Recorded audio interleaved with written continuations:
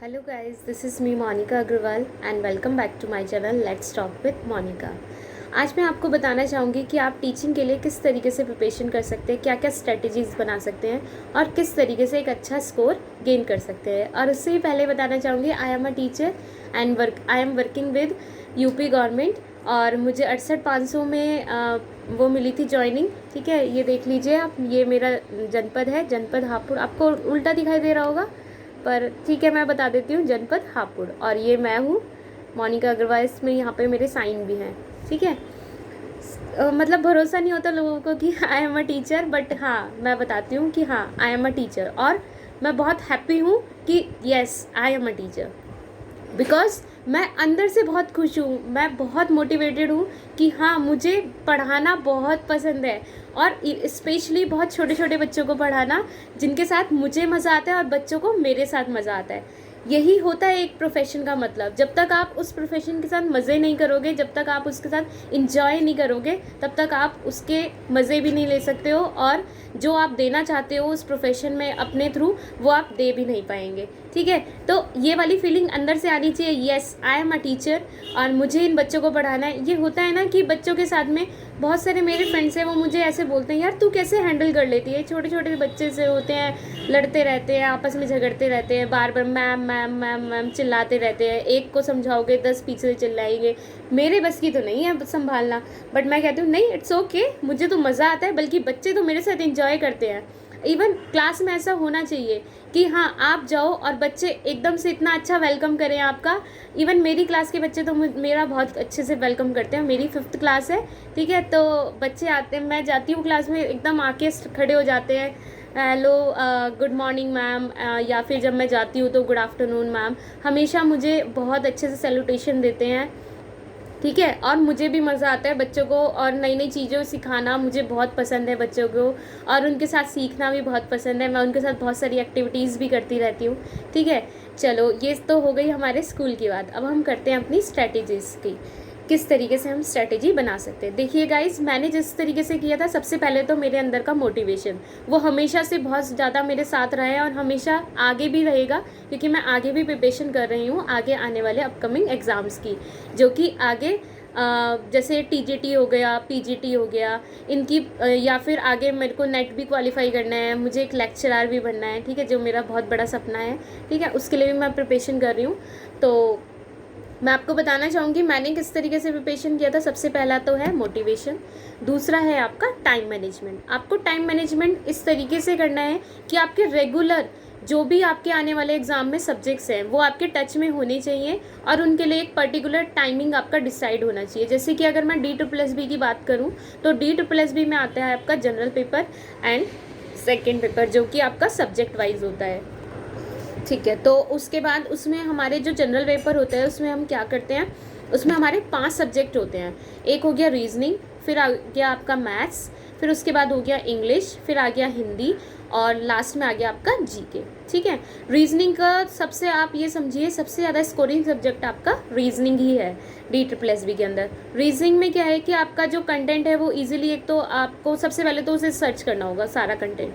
ठीक है, आप उसके लिए कोई भी बुक ले सकते हैं, मार्केट में बहुत सारी बुक्स अवेलेबल है, या फिर आप ऑनलाइन कोर्स से भी कर सकते हैं। एक तो होता है सिर्फ खाली प्रिपरेशन करना, एक होता है स्मार्ट स्टडी करना। तो मैं तो आपको यही गाइड करूँगी कि आपको एक स्मार्ट स्टडी करनी चाहिए, जो कि मैंने भी की थी।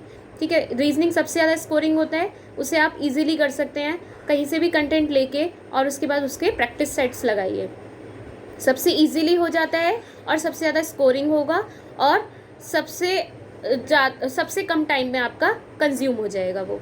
ठीक है, उसके बाद आया आपका मैथ्स। मैथ्स के लिए आपको बिल्कुल टच में रहना है रेगुलर।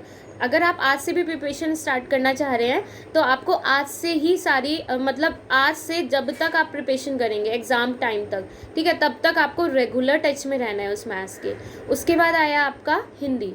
हिंदी में क्या करना है, हिंदी देखो, जो भी अगर टीचर बनने जा रहा है तो मैं तो यही मानती हूँ कि उसकी हिंदी आप वैसे भी वो जनरल लैंग्वेज में भी बोलता होगा, यूज़ करता ही होगा। ठीक है, तो ऐसा नहीं है कि आपको हिंदी के लिए बहुत ज़्यादा कंटेंट की आवश्यकता है।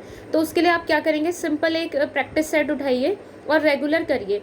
जहाँ जहाँ आपको लग रहा है कि हाँ ये मेरा वीक पॉइंट है, उसके लिए उस चीज़ को लिख लीजिए और लिख के उसके बाद क्या करिए कि उस चीज़ को सर्च करिए कि आपको कहाँ से वो फाइंड हो सकता है, या तो उसके लिए एक बुक ले लीजिए, या फिर आपको ऑनलाइन सोर्सेज बहुत सारे अवेलेबल हैं, यूट्यूब पे, गूगल पे, कहीं से भी उसके बारे में लिखिए और उसको नोट्स बनाइए। नोट्स बना के, हाँ एक चीज़ और बताना चाहूँगी कि सभी सब्जेक्ट्स के आपको अलग अलग रजिस्टर बनाने हैं, अलग अलग नोट्स बनाने हैं, जिससे कि आपको एग्ज़ाम टाइम से 5 डेज़ बिफोर आपको उनको रीड करने में आपको आसानी मिल सके। ठीक है, ये हो गई हमारी हिंदी की बात। हिंदी के बाद आया आपका इंग्लिश। इंग्लिश में आपको किस तरीके से करनी है, बच्चों सब ज़्यादातर बच्चों के ये क्वेश्चन रहते हैं, मैम इंग्लिश की प्रिपरेशन किस तरीके से करें, या यार तू बता दे मुझे कैसे करती है इंग्लिश की प्रिपरेशन। तो मैं तो यही करती हूँ कि मैंने सबसे पहले अपना स्ट्रॉन्ग किया, मैंने तो टेंस करे। टेंस करने से क्या हुआ, काफ़ी सारी चीज़ें मेरी वैसे ही स्ट्रॉन्ग हो गई। टेंस करने से आपको पैसिव करने में भी इजी रहेगा, एक्टिव पैसिव करने में।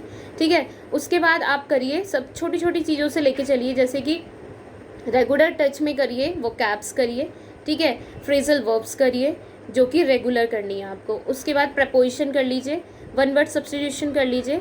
ठीक है, और उसके बाद करिए subject verb agreement. Subject verb agreement करने से आपके स्पोर्टिंग एरर बहुत इजीली हो जाएंगे। सब्जेक्ट वर्ब एग्रीमेंट, वर्ब हो गया, क्लॉजेज हो गया, ठीक है, इन सबको करने से आपके स्पॉटिंग एरर बहुत इजीली हो जाएंगे। ठीक है, यह हो गई हमारी इंग्लिश की बात। और इसके भी आपको प्रैक्टिस सेट्स ज़रूर करने हैं। प्रैक्टिस सेट जितने ज़्यादा करोगे उससे उतना ही अच्छा आप स्कोर कर पाएंगे। ठीक है, इसी स्ट्रेटजी को फॉलो करेंगे तो मे बी शायद आपका सिलेक्शन पक्का होगा, मे बी। ठीक है, लेकिन आपको मेरे अकॉर्डिंग फिर वो चलना है। जब तक आप इसको फॉलो नहीं करेंगे तो आप अनलेस एंड अनटिल आप बिल्कुल भी सिलेक्शन नहीं ले सकते हैं। ठीक है, इसके बाद आया हमारा जीके। देखो मैं अपना बताऊं, मैंने जीके की प्रिपरेशन नहीं की थी, मैंने सिर्फ करंट अफेयर प्रिपेयर किया था। और करंट अफेयर प्रिपेयर करने से क्या होता है कि बहुत सारी चीज़ें ऐसी भी हैं करंट अफेयर करने से हमें, जो कि जीके के बारे में भी नॉलेज दे देती हैं। अब इसके बाद आ गई हमारी सब्जेक्ट की बात।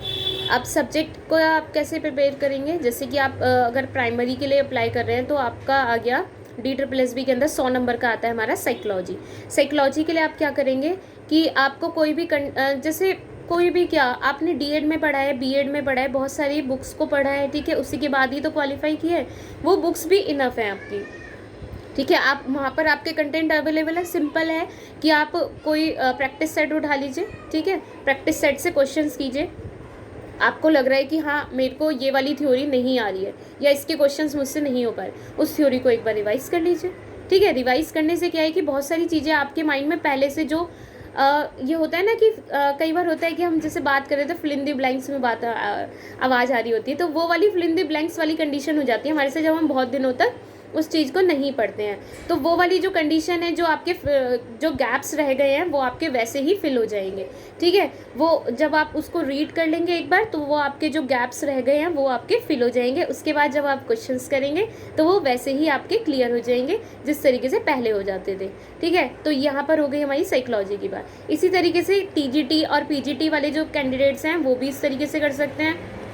मान लीजिए आपको साइंस की प्रिपरेशन करनी है तो उसके लिए आपको बायोलॉजी, केमिस्ट्री और फिजिक्स के, ठीक है, इनके कंटेंट्स जहाँ से आपको अवेलेबल हो सके वो ले लीजिए, उसको एक बार रीड थ्रू करिए। और उसके बाद सबसे मस्ट है आपको प्रैक्टिस सेट्स लगाने। प्रैक्टिस सेट्स करने बहुत ज़्यादा मस्ट है। जब तक आप प्रैक्टिस सेट्स की प्रिपरेशन नहीं करेंगे तो आपको पता ही नहीं चल पाएगा। देखो मुझे तो बिल्कुल नहीं पता चलता था कि भाई मेरी प्रिपरेशन हुई है नहीं, जब तक मेरे को ये ना पता चल जाए कि मैं उस क्वेश्चन को कर पा रही हूँ या नहीं। और सबसे अच्छी बात है DSSB की तो सारे क्वेश्चन पेपर्स ही अवेलेबल है साइट्स पे उसकी, वहाँ से आप डाउनलोड कर सकते हैं प्रीवियस ईयर और वहाँ से उन क्वेश्चंस को करके भी देख सकते हैं। वहाँ पर उसमें टिक भी लगे होते हैं कि हाँ कौन सा आंसर ठीक है, तो आप ये भी चेक कर सकते हैं कि आपका आंसर कितना ठीक आ रहा है। ठीक है, आपको ये भी पता चल जाएगा कि आप खुद कितने पानी में हैं। ठीक है, ये हो गई हमारी DSSB की बात। अब हम कर लेते हैं यूपी गवर्नमेंट, जिसमें मेरा सिलेक्शन हुआ है, और आपका हरियाणा की। ठीक है, वहाँ पर भी आप कैसे प्रिपरेशन करते हैं, वहाँ पे भी इसी तरीके से, जैसे आप अगर यूपी की बात करें तो वहाँ पे यूपी टेट और सी टेट, जिसने क्वालिफाई किया है वो आपका सुपर टेट दे सकता है। ठीक है, तो उसके लिए आपको क्या करना होगा, जो सुपर टेट आता है उसमें आपके जीके आती है और उसमें तो ऑलमोस्ट सारे ही सब्जेक्ट आते हैं, कंप्यूटर भी आता है, इंग्लिश भी आता है, हिंदी भी आता है, संस्कृत भी आता है। ठीक है, और आपका साइकोलॉजी भी आता है। तो आपको वही तरीका है कि आपने अगर कंटेंट नहीं बहुत दिनों से पढ़ा हुआ है तो कंटेंट को एक बार रीड थ्रू कर लीजिए और उसके बाद प्रैक्टिस सेट्स लगाइए। ठीक है, अब बात कर लेते हैं हम रीट में किस तरीके से प्रिपरेशन करनी है। रीट में देखो, सबसे अच्छी बात तो ये है कि वहाँ पर आपको कोई सीटेट, कोई स्टेट टेट, कोई एसटेट, यूपी टेट कुछ नहीं करना है। सिंपल आपको एक पेपर देना है रीट का और उसके बिहाफ पे आपको सिलेक्शन मिल जाए। तो आपको पूरी ही अपनी मेहनत, सारे एफर्ट्स ही उसमें लगा देने हैं कि हमें सबसे अच्छा स्कोर करना है अपने रीट में। जैसे कि सीटेट या एसटेट की बात करूँ या यूपी टेट की बात करूँ, तो वहाँ पर जनरल कैंडिडेट्स के लिए 90 मार्क्स का एक वो होता है, ठीक है। 90 मार्क्स अगर आपने ले लिए तो उसके बाद आप क्वालिफाइंग कर गए, ठीक है। लेकिन रीट में ऐसा नहीं है, जितने ज़्यादा से ज़्यादा आपके मार्क्स होंगे उतना ही आप उसको सिलेक्शन लेने के लिए उसके नियर आ जाएंगे, ठीक है। तो आपको सारे एफर्ट सिर्फ एक ही पेपर में लगाने हैं, रीट में।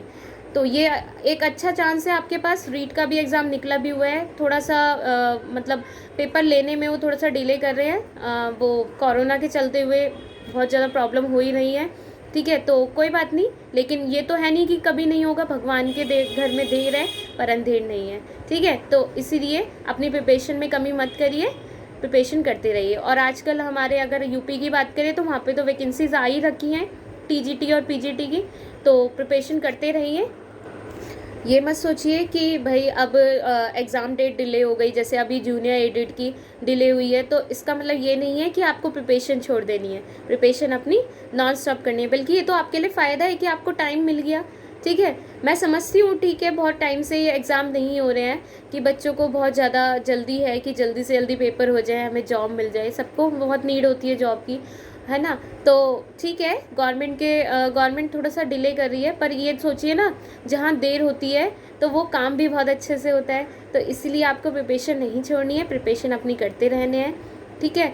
और उसके बाद अभी दिल्ली में भी आने वाली है वैकेंसी। अभी नोटिफिकेशन एक आया था दिल्ली DSSB की तरफ से कि मई में आपको देखने को मिल सकती हैं वैकेंसीज, जो कि आप सबके लिए बहुत खुशी की बात है, ठीक है। दिल्ली के अंदर अपनी वो लेना, जॉब लेना एक बहुत अच्छी अचीवमेंट है। और उसके बाद यूपी में निकली ही हुई हैं और हरियाणा में भी बहुत जल्द देखने को मिलेगी, ठीक है। और मेरी ये वीडियो अगर आप लोगों को बहुत अच्छी लग रही है या आपके लिए कुछ हेल्पफुल है तो प्लीज़ मेरे चैनल को सब्सक्राइब करिए, लाइक करिए, कमेंट करिए, मुझे उससे बहुत ज़्यादा मोटिवेशन मिलता है, ठीक है। Thank you.